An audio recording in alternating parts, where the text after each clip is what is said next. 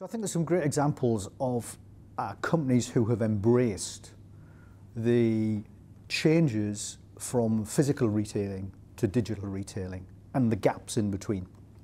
I think there's great examples of retailers that have failed miserably, and we can see now with companies going bust, calling in administrators and really struggling, that they've failed to acknowledge this change in many markets to the digital economy.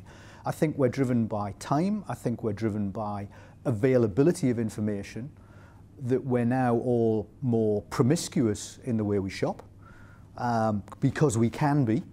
It's no longer needed that we need to go to a high street to do a price comparison. We can do it all online. So the world is changing around us. And I mentioned earlier that the changes between mature markets and emerging markets. The changes in emerging markets are happening more quickly. They're not just taking a triple jump to change, they're taking a long jump. So they're moving right away from potentially the physical economy into a digital economy without anything in the middle. So they're embracing digital technology because it's all they've ever known. What we see in the mature markets of Europe and America is that the customer's behaviour is changing very rapidly in the way that they seek information. The thing that I find perhaps most disturbing is many companies aren't understanding this is a complete transformation in the way the individual shops, the way the individual seeks to make purchases. And what I see is that I see organisations that are still built for the bricks and mortar economy and are really not changing quickly enough to be able to handle the transformation to the digital economy. I think there's, I wouldn't say wrong, I think there's changes that need to be made and acknowledged that often are hard to, frankly, get your head around. We still see companies operating from old processes, old business processes.